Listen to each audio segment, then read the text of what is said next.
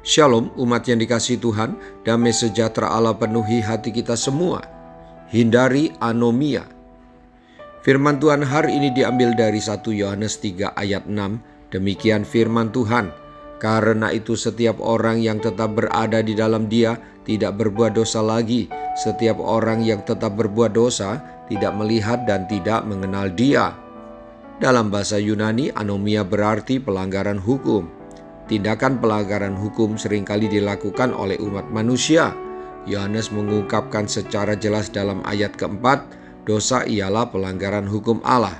Dosa adalah anomia. Dosa membuat manusia mempunyai kecenderungan untuk melawan hukum Allah.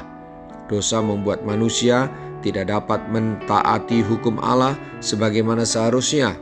Sungguh begitu ngeri akibatnya apabila dosa terus tinggal di dalam hati manusia. Bapak, Ibu, Saudara-saudari, jika kita membiarkan dosa menguasai hati dan hidup kita, lama-kelamaan kita akan nyaman untuk melakukan anomia. Kita tidak lagi peka terhadap perintah Allah dan ekstrimnya mungkin akan terus melawan hukum Allah.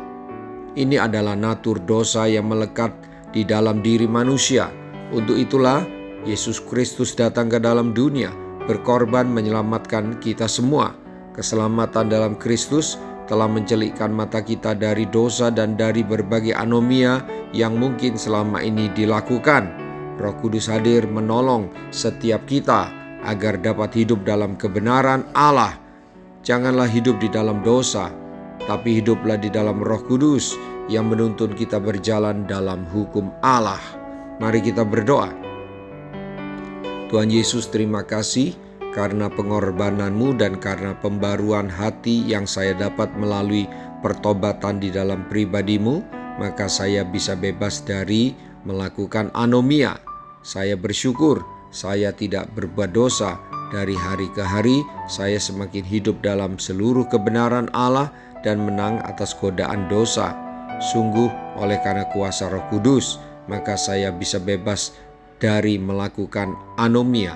Saya mau terus bertumbuh semakin menjadi seperti Kristus dalam pikiran, perkataan, perasaan, dan perbuatan saya. Dalam nama Tuhan Yesus, haleluya, amin. Sampai jumpa besok dengan suara gembala, firman Allah yang hidup. Tuhan Yesus memberkati.